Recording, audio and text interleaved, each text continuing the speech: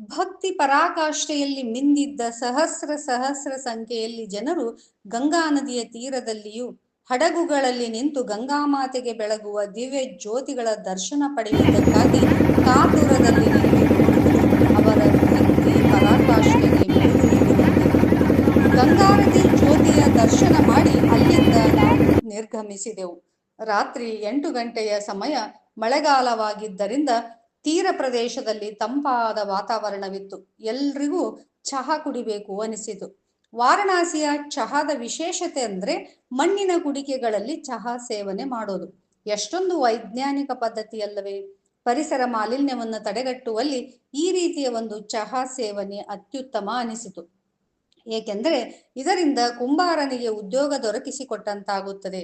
ಜೊತೆಗೆ ಪರಿಸರ ಕಲುಷಿತಗೊಳ್ಳದೆ ಆ ಕುಡಿಕೆಗಳು ಮಣ್ಣಿನಲ್ಲಿ ಮಣ್ಣಾಗಿ ಸೇರಿ ಪರಿಸರಕ್ಕೆ ಹಾನಿ ಉಂಟು ಮಾಡುವುದಿಲ್ಲ.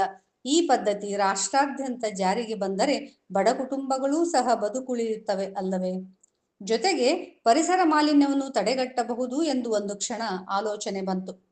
ಚಹಾ ಸೇವನೆಯ ನಂತರ ಬನಾರಸಿನ ಪ್ರಮುಖ ಬೀದಿಗಳಲ್ಲಿ ಸ್ವಲ್ಪ ಕಾಲ ಹಾಗೆಯೇ ಅಂಗಡಿಗಳನ್ನ ನೋಡುತ್ತಾ ದೇವಸ್ಥಾನದ ಸಮೀಪವಿರುವ 4ನೇ ಬಾಗಿಲಿಗೆ ಬಂದೆವು.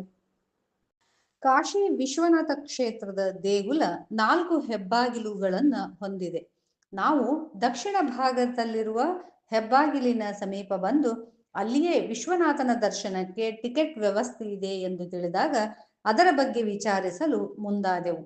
ಕಾರಣವಿಷ್ಟೇ, ನನ್ನ ಪತಿಯ ಕಾಲು ನೋವು ಇದ್ದಿದ್ದರಿಂದ ಧರ್ಮದರ್ಶನದಲ್ಲಿ ನಿಂತು ಬರಲು ನನ್ನಿಂದ ಅಸಾಧ್ಯ. ಹೀಗಾಗಿ ಆದಷ್ಟು ಬೇಗನೆ ನಾವು ದರ್ಶನ ಪಡೆದುಕೊಂಡು ಬರೋಣ ಎಂದಿದ್ದರಿಂದ ಟಿಕೆಟ್ ತೆಗೆದುಕೊಳ್ಳಲು ಹೋದೆವು. ಆದರೆ ದರ್ಶನಕ್ಕೆ ಹೋಗುವ ಅರ್ಧ ಗಂಟೆ ಮೊದಲೇ ಬಂದು ಟಿಕೆಟ್ ಪಡೆದುಕೊಂಡು ಹೋಗಿ ಎಂದು ಅವರು ತಿಳಿಸಿದ್ದರಿಂದ ಸರಿ ಎಂದು ಹಾಗೆ ಅಲ್ಲಿಂದ ಪುನಃ ಜಂಗಮವಾಡಿ ಮಠಕ್ಕೆ ನಾವು ಸೈಕಲ್ ರಿಕ್ಷಾದಲ್ಲಿ ಹೊರಟೆವು.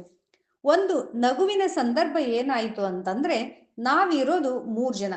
ಸೈಕಲ್ ರಿಕ್ಷಾದಲ್ಲಿ 2 ಮಾತ್ರ ಆರಾಮದಾಯಕವಾಗಿ ಕೂಡಲು ಸಾಧ್ಯ. ಆದರೆ ಅಪರಿಚಿತ ಸ್ಥಳವಾಗಿದ್ದರಿಂದ ಒಬ್ಬೊಬ್ಬರೇ ಪ್ರತ್ಯೇಕವಾಗಿ ಸೈಕಲ್ ರಿಕ್ಷಾದಲ್ಲಿ ಹೋಗಲು ಭಯವಾಯಿತು. ರಿಕ್ಷಾದವರು ಎಲ್ಲಿ ಸಮೀಪವಾಗುವುದೋ ಅಲ್ಲೇ ತಮ್ಮ ಮಾರ್ಗಪಥವನ್ನು ಬದಲಿಸುತ್ತಾ ಜಂಗಮವಾಡಿ ಮಠಕ್ಕೆ ತಲುಪಿಸುತ್ತಿದ್ದರು. ಆದರೆ ನಮ್ಮ ಗಾರಿಗೂ ಪ್ರತ್ಯೇಕವಾಗಿ ಹೋಗುವ ಧೈರ್ಯ ಸಾಲಲಿಲ್ಲ. ನನ್ನ ಪತಿ ಎಷ್ಟೇ ಧೈರ್ಯ ಹೇಳಿದರೂ ನಾನು ಹೋಗಲು ನಿರಾಕರಿಸಿದೆ. ಅನಿವಾರ್ಯವಾಗಿ 3 ಒಂದೇ ಸೈಕಲ್ ರಿಕ್ಷಾದಲ್ಲಿ ಹೋಗಲು ನಿರ್ಧರಿಸಿದೆವು. ನನ್ನ ಪತಿ ಮತ್ತು ಅತ್ತಿಗೆ ಆರಾಮವಾಗಿ ಸೈಕಲ್ ರಿಕ್ಷಾದಲ್ಲಿ ಕುಳಿತುಕೊಂಡರು. ಆದರೆ ನಾನು ಮಾತ್ರ ನನ್ನ ಪತಿಯ ಕಾಲಿನ ಮೇಲೆ ಕುಳಿತುಕೊಂಡು ಸೈಕಲ್ ರಿಕ್ಷಾದ ಮೇಲೆ ಪ್ರಯಾಣ ಮಾಡಿದ್ದು ಮುಜುಗರ ಮತ್ತು ಸಂತಸದ ಕ್ಷಣವಾಗಿತ್ತು. ರಸ್ತೆಯಲ್ಲಿ ಓಡಾಡುವ ಜನಜಂಗುಳಿಯೆಲ್ಲ ನಮ್ಮನ್ನೇ ನೋಡುತ್ತಾ ಹೋಗುತ್ತಿದ್ದರು.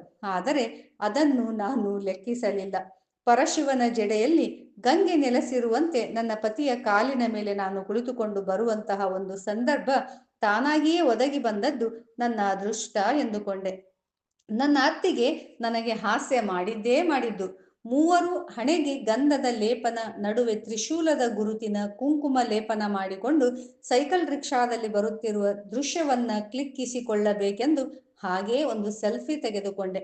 ಈಗಲೂ ಆ ಫೋಟೋ ನೋಡಿದರೆ ನನ್ನಷ್ಟಕ್ಕೆ ನನಗೆ ನಗು ಬರುತ್ತದೆ. ಜಂಗಮವಾಡಿ ಮಠ ತಲುಪಿ ಅಲ್ಲಿಯೇ ಸಮೀಪ ಇರುವಂತಹ ಹೋಟೆಲ್ನಲ್ಲಿ ಊಟ ಮಾಡಿಕೊಂಡು ಆ ದಿನ ರಾತ್ರಿ ವಿಶ್ರಮಿಸಿದೆವು. ಬೆಳಗ್ಗೆ ಬೇಗನೆ ದರ್ಶನಕ್ಕೆ ಹೋಗಬೇಕಾಗಿದ್ದರಿಂದ 5 ಗಂಟೆಗೆ ಎದ್ದು ನಮ್ಮ ನಿತ್ಯದ ಕರ್ಮಗಳನ್ನು ಮುಗಿಸಿ ಗಂಗಾ ನದಿ ಸ್ನಾನಕ್ಕೆಂದು ತೆರಳಿದೆವು.